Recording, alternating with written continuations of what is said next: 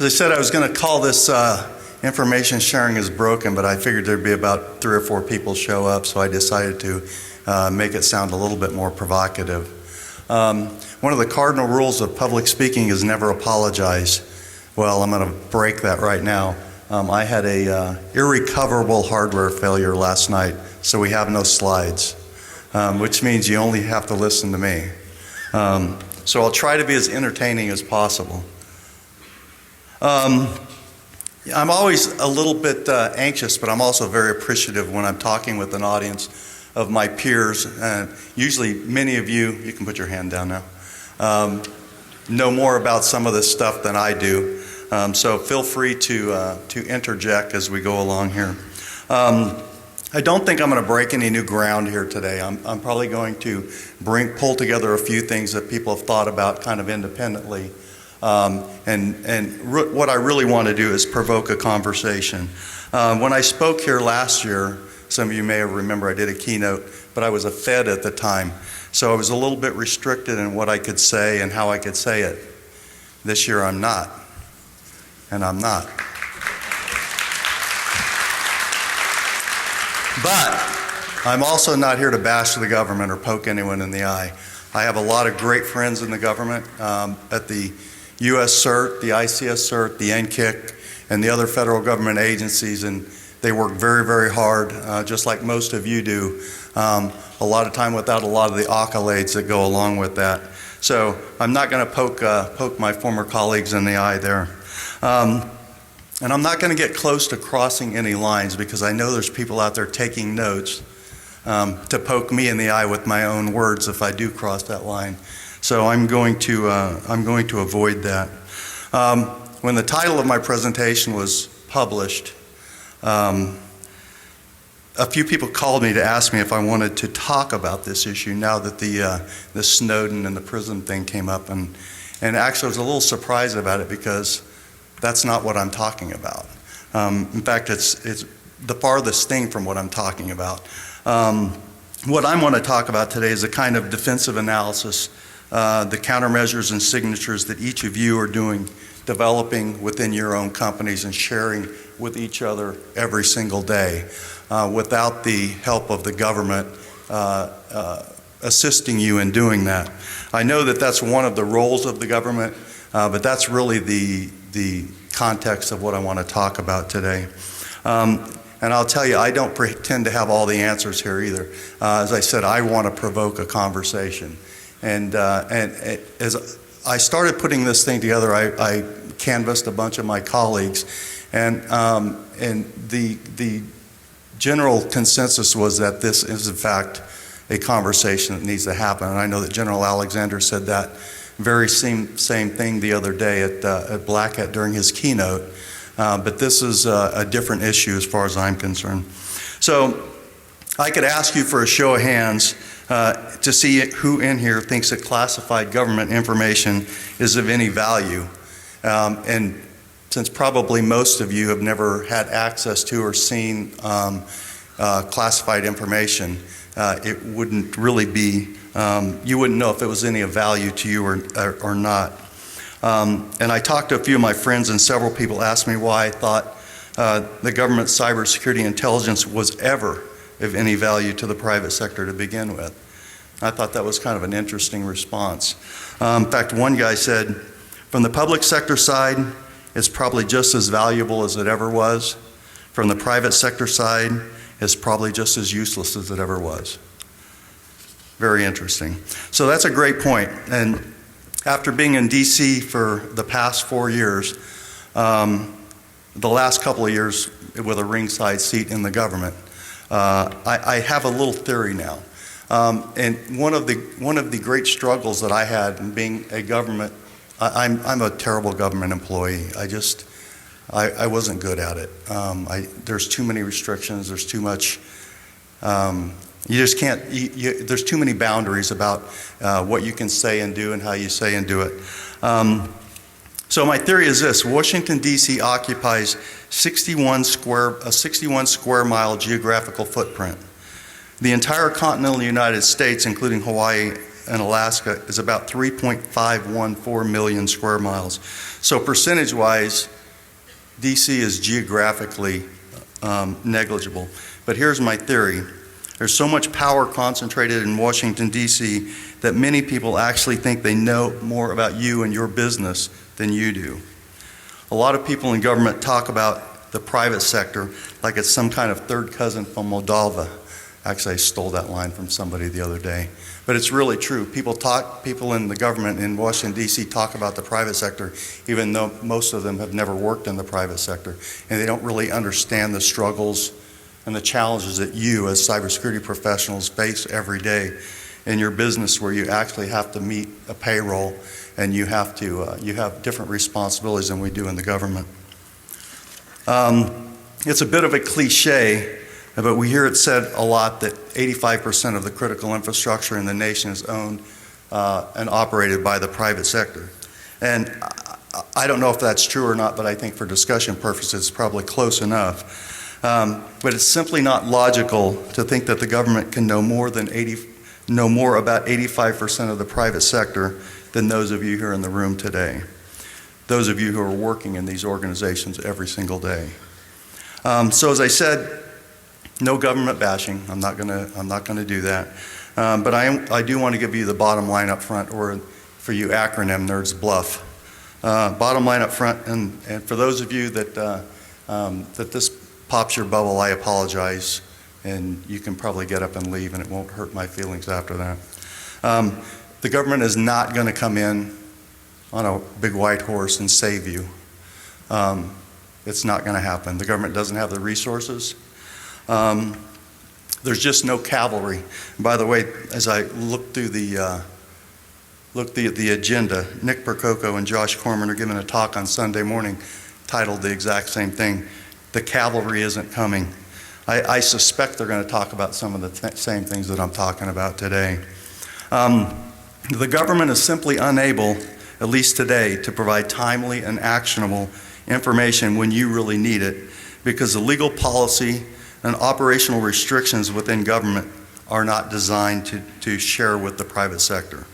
I know that we've had this discussion, this public-private partnership discussion, for years and years and years.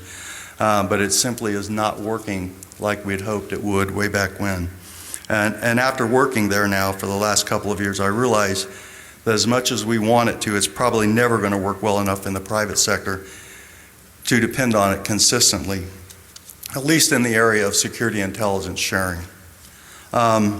The pace of innovation in the commercial sector is far more rapid than in the government, and primarily because Darwin's theory does apply in the private sector. You know, the strong and the sustainable survive and the weak don't. In the government, not so much. In fact, there's so much growth in the private sector development of cybersecurity intelligence right now because industry realizes that it can in fact move faster in collecting and analyzing specific intelligence that's important to them. Private companies can monitor IRC channels and sites like Payspin just like the government can, and they can collect and disseminate information as well as the government. And they can lower the signal-to-noise ratio and weed out the chaff to meet their own specific intelligence needs. The government is a huge bureaucracy, and that's probably not a surprise to many of you. It was one of those things that when I went into government, I thought that I could change it. And some of my friends told me I was foolish. They were right. So there are a lot of reasons, I think, why getting any kind of timely decisions are possible, and lawyers being one of the factors. Sorry about that. I just met a lawyer a few minutes ago. Sorry. But the seemingly unavoidable need to get someone's approval before making important decisions, I think, trumps everything. And that's a fact lost on they're leaving. I already bummed them out. It's a fact lost on a bureaucratic organization, but in our business, there simply isn't time to get everyone's approval before making a decision. And this will make some of my attorney friends mad at me, but I find that government lawyers, not always, there are some good attorneys out there, but they are incredibly risk averse, and they don't understand cybersecurity. And that makes it a challenge for us in the operational trenches to do our jobs. I know that they don't understand it because I've seen their look on their face sometimes when I give them my look, and I'm like, I can't believe you're making me do this. But anyway, some of you know Sean Henry. Sean is, he's out of the government now too. He was spent a career in the FBI. Sean was interviewed a few weeks ago, and he said, as a private citizen and taxpayer, it's frightening. We sit here more than 6 years later, arguably in a worse place than we were in before, and we're still talking about voluntary guidelines and studying vulnerabilities. I think the time has passed for that as well. So what is the value of U.S. government classified cybersecurity intelligence? I've been thinking about this for a long time. When I was the Chief Security Officer at NERC, I was briefed a few times on classified threat-related things directed at the electric utility industry, but the people that really needed to know it didn't have a security clearance, so the value of the information was useless to them. And even when they did get briefed on classified information, it was usually information that they said they already knew about. So the value, the timeliness of the government information was always behind the curve. But there continues to be a mystique to classified information. People feel like if they're not getting it, they're missing something. But when they do get it, I think they're usually disappointed. My CEO, he actually had a top secret SCI clearance. And after the second time he got a brief, he's like, why am I doing this? I'm not learning anything new, and this is an absolute waste of time for me to go to these briefs. And I think that's not necessarily unusual for the kind of information that the government does provide to the private sector. When I started at DHS in November of 2011, the first document I read was a report by Carnegie Mellon that documented the results of the Defense Industrial Base pilot. I think probably some of you have seen that or read it or heard about it. But anyway, the DIB pilot was a program to provide classified countermeasures and signatures to certain defense-related private sector companies, and there were about 20 companies that participated in that pilot program. The report wasn't flattering, and even though there were, I think, some rational explanations for why, it makes my case here today, so I'm going to use some of the numbers a little bit. Of all the incidents during the period of the pilot, about 5 months, only about 4% of those signatures and countermeasures were unique to the private sector. Let me say it again.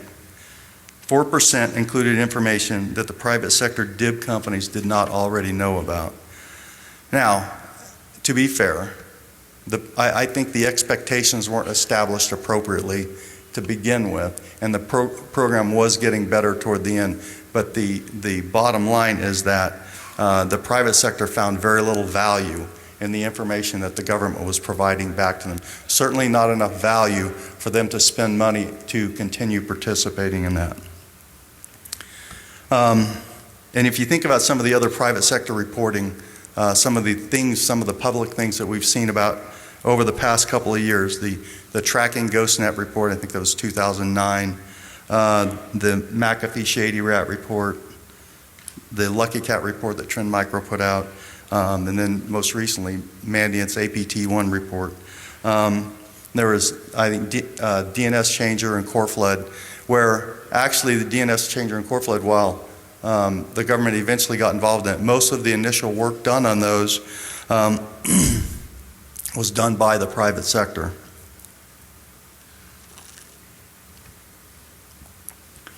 And then there are the annual reports by Verizon, Symantec, and McAfee that actually are a pretty good accumulation of information that those organizations have seen over the past year.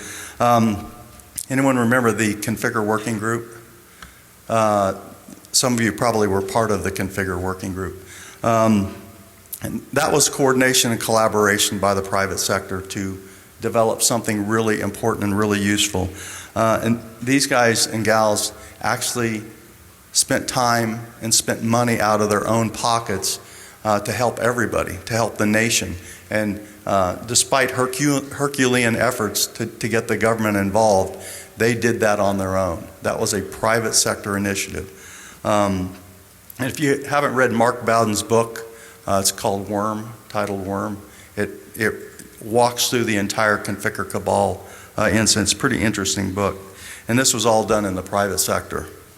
So you can agree or disagree, I think, with some of these reports, and there's certainly some of you. I don't agree with everything that's in some of these reports that were put out over the last couple of years. But the bottom line is they were developed without the government involvement. They were developed in the private sector. And I think one interesting thing that came out of that was they had the unintentional consequence of forcing the government to actually acknowledge some of the nation-state actors that were involved in some of these events. That was one of the things when I was the Deputy Undersecretary at DHS, as I traveled around the country and met with different companies, the almost continuous theme I got was, why isn't the government doing something about this?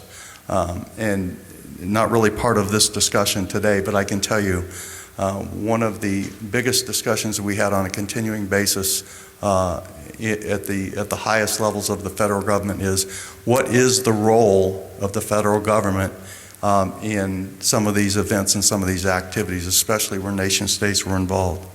So I think it's a legitimate question to ask, does the U.S. government have a greater intelligence gathering capacity than the private sector? And I think it depends. It depends on the value of classified cybersecurity information, because it seems to be a increasingly small subset of information potentially available to identify the source and understand attack methodology and adversary capabilities. This brings us to what I think is probably one of the most important problems with government information, and that's overclassification. Anyone in here that has had access to classified information, I think, has thought this from time to time, that the information you're seeing is the same, that has a classified sticker on it, is the same information that you saw on CNN yesterday. And this is really a big problem for us for a whole lot of reasons. But primarily, information gets classified primarily for two reasons. One, to protect the source, where the information came from. Two, protect the method, how the government obtained that information. Most security professionals, I certainly know when I was the CISO, I didn't care about that. All I cared about was the information of value to me and could have helped me protect my systems and my networks. So I think the government has to get better about taking that kind of truly classified information and declassifying or sanitizing it to the point where it's of value to the private sector. So I'm not saying that there isn't any value in any classified information, because there is, obviously, and government is rightly responsible for that. It's just that once the information does become classified, it becomes much harder to share, and the vast majority of threat intelligence that we need can be found in the open source anyway. I have a CSO friend who isn't a U.S. citizen, and his CEO is not a U.S. citizen. But he happens to be the CSO at a very large critical infrastructure company here in the U.S. with a pretty big footprint, and actually responsible for a pretty large chunk of something very important to the nation. But he can't get any classified information, and his CEO can't get any classified information. You can see how that would be a really big problem. Most people don't know this, actually, and I didn't know until I worked at NERC, but the U.S. gets a lot of our electricity from Canada. In fact, the lights in here are probably being powered by electricity that was generated in Canada 5 minutes or 5 seconds ago. But you can see that there's a problem there as well. As while we work with the Canadian utilities on a lot of things, we don't work with them on sharing cybersecurity threat information, because they don't have U.S. government security clearances, so we can't share that kind of information. And that's a big problem. Worked with another story when I was at NERC, I worked with a CSO, and we had discovered a pretty big vulnerability in his company and the source of it was classified information. When he briefed his CEO and his CFO on it, and he needed some funding, some out-of-cycle funding to fix the problem, he couldn't tell him what the source of why he needed the money, because it was classified information. So it's pretty tough to go to your CFO with your hand out and hoping that your good looks and smile are going to get him to write you a check. Some of you are probably aware of the executive order that was signed by the President in February of this year. It has a number of things, but has three primary components related to information sharing. One is a provision for expedited private sector security clearances. Two is an increase in the volume, timeliness, and quality of the cyber threat information that DHS and the government provides to the private sector. And the third thing is private sector access to the DHS classified enhanced cybersecurity program. The ECS program is an avenue that the government shares classified information with certain critical infrastructure companies. So these are noble goals, I think, as laid out in the executive order, but I don't think there's any way to scale by providing more security clearances. You know, you can't. There simply is not enough manpower and not enough money to provide security clearances to all the people in the nation and all the critical infrastructures that need them. And I don't think you can even get close to it. So you know, this was something that was in the executive order that I think it's a noble goal, but probably not going to be not very realistic. And you know, to bring up the Snowden thing again, you know, in the post-Snowden world, getting clearances to non-government employees is going to be a lot more difficult. So the second one, increasing the amount of information provided back to the private sector, I think will have limited impact. And getting a handful of companies, again, the scaling of this is critical. Getting a handful of companies access to more of the classified information is not going to solve the problem. Okay, so that's some of the bad news. I always like to wrap things up, talk about some positive things. And there are some positive things going on. Sometimes, you know, you look at something and it looks bad and the end result of it is not so bad. For the past year, most of you know, the banking and finance industry has been going through these DDoS events. And they've been very, very challenging for many of the banks and many of the ISPs. And they have spent a ton of money combating these and preparing for these. But a couple of good things happened out of it. The first was I actually saw CSOs from these large banks and large companies sitting together in a room talking about how to address this problem. And I can tell you, 2 years ago, you couldn't have got all these people in the room talking about issues like this. I talked with one CISO at a very large bank, and she said, yeah, this was an absolute nightmare for us, but it was good because it does we have really opened the lines of communications across this entire sector in ways that never would have happened. And so there's a lot of information sharing happening now on things other than the DDoS related events that's really, I think, helped the banking and finance industry an awful lot. So we need more of that kind of collaboration. There's an old military saying that cohesion is a combat multiplier. And we need more cohesion across the board and across all sectors to build the relationships both within and across industries so that when cyber threats do surprise us, we can pull together the right kinds of teams more quickly than the well-meaning but far too complex federal government. Sometimes it actually does take a crisis to get us to work together. I'm sure a few of you are involved with the developing of some of the information exchange frameworks. I want to talk about 3 of them very, very briefly. The TAXI program, Trusted Automated Exchange of Indicator Information, being run out of MITRE, but it's really an open source operation. A lot of people are involved with this. And TAXI is an open source collaborative community development initiative working to define protocols and messages that allow for sharing of actionable cyber threat information. What TAXI does is give organizations improved situational awareness about emerging threats, and then allows them to share whatever information they choose with the partners they choose to do so. You also have the Mandiant Open IOC framework and the IETF's Incident Object Description Exchange Format, or IODEF. The Mandiant Open IOC framework allows you to document and categorize forensic artifacts of an intrusion using a base of indicators that can be used to track down attackers. And the IETF program defines a data representation that provides a framework for sharing information commonly exchanged by CSIRTs about threats. I suspect that there are quite a few involved in the development of those different frameworks.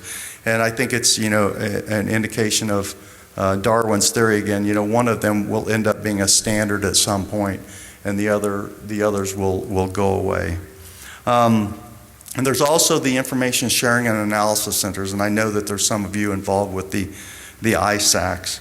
ISACs were actually established back in, I think, 1998. President Clinton signed PDD 63 that established these ISACs. Unfortunately, there was no funding that went along with that.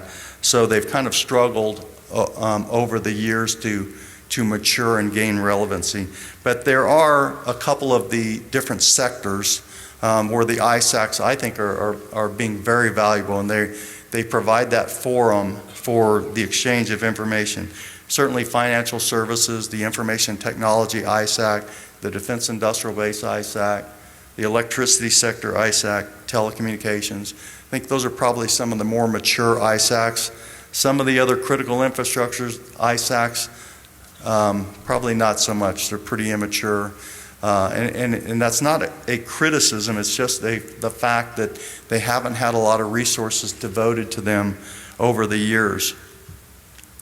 Next thing I want to talk about is the invitation only or you're not invited clubs. And I put that in the abstract. And I've talked, some of you have probably participated in these over the years. And they typically spring up in response to a specific threat like Conficker, but they're really effective in tackling problems, and they're harder to get involved in. And I've actually tried to ask to be involved in a couple of them, and they typically say, no, you're not the right kind of guy that we need. They actually want technical people that can help solve problems. So I bring this up because you may not have been invited to one of these, but if you have the right kind of skills and people who know you are involved with these, you'll eventually get asked to participate in them. And they're actually, I'm probably not telling you anything you don't know. They're pretty tough to get into. You usually got to have 2 or 3 people vouch for you to get invited to one of these groups. In fact, DT and Anton Karpov and I were talking about it just a couple of days ago over at Black Hat. The BCP 38 issue is I think, something ripe that a you're not invited kind of group could get together and start putting some pressure on the vendors to solve this issue. This is not a hard problem, but we can't do it. The manufacturers, the router manufacturers, really need to pick up the ball and work on this. And it seems to me that it's a really good opportunity for somebody to say, okay, let's start our own group and work on solving this thing. So there's also a couple of things that I think the government can do. They're going to continue to develop classified information. That's their job. The Department of Defense has the role of looking outside the continental United States, looking outside of our borders at threats against the U.S. And that's their natural role, and they're very, very good at doing that. But I think there's things that they can do that we as private companies can benefit from a bit more. And one of those things is research and development. The government has been, over the years, been really good at doing good research. And that has kind of changed a little bit over the past few years with some of the budget issues going on in the federal government.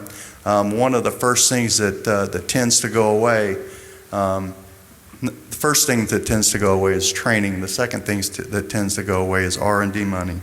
But the government does fund and develop some incredible, I think, advanced technology in some of our labs and some of our other facilities around the country. But I think we need more money for that. And we need more money for the kind of creative and competitive startup companies, 90% of who are going to fail at some point. But you know what? The 10% that do make it, there's value and there's richness in that the government and the nation can benefit from. One of the other things associated with R&D is technology transfer. It'd probably be astonishing to most people in here to know how much great technology is sitting on a shelf because the government hasn't figured out how to take that technology and transfer it to the private sector. It's actually heartbreaking when you think about some of the billions of dollars that have been spent on some of this, and they haven't figured out how to get it back out into the public domain. I think that they could sponsor more training. This is one of the biggest issues I think facing the nation, certainly in the security arena right now, is the lack of talented and trained people. Part of my job at DHS was traveling around the country and talking with not only companies but talking with higher education and even high school. And one of the almost constant mantras that I heard from the private sector was, they don't have enough people. They don't have enough qualified people. And I could ask everybody in this room to raise your hand right now if you have all of the qualified people you need in your company, and there wouldn't be very many hands in the air, I can tell you that. I don't know if anyone had the chance to walk the floor, the vendor floor over at Black Hat the past couple of days, but something I've never seen before, there were help wanted signs in a lot of the booths over there. This is a big deal. We do not have enough qualified people, either in the government or in the private sector. And the government is starting to feel the pain a lot more because of the budget issues, and the sequestration issues and the furlough issues. And I think government employees are waking up on days now and saying, why am I doing this again? Thanks. Why am I busting my ass every day, working 14 hours? And you're going to furlough me and dock me 20% of my pay when I can go and work in the private sector. So, I mean, I'm sure it's not lost on this crowd, but if you have any skills at all in this business, you can get a job anywhere. So, I really do think that this is something that the government could take a leadership role in and provide more training. And certainly not just in cybersecurity, but in the intelligence analysis roles. It's a huge gap, and we really do need to address that. One of the other things I think is funding of the ISACs. I think the government should take that. We have 16 defined critical infrastructures now. The government needs to fund these ISACs because it is the source of information sharing amongst these critical infrastructure sectors. And right now they're very haphazardly operated, they're very haphazardly funded, and the government could take a role in that. So to wrap up, I'd like to state the obvious again.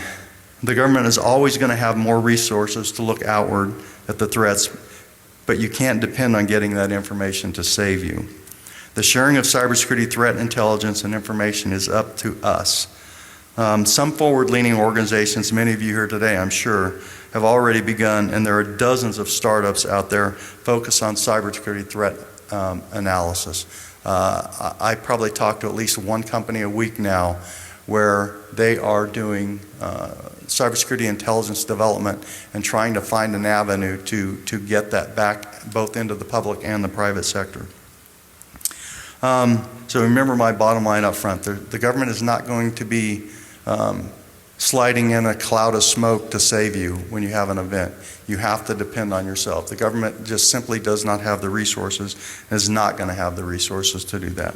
So conversations are occurring about these issues and others, but unless the government figures it out pretty soon, I'm afraid that a lot of companies, including many of those that are already participating in the classified cybersecurity intelligence sharing program, will simply decide not to participate at all because it's too hard. And that'd be a shame. So thank you very much.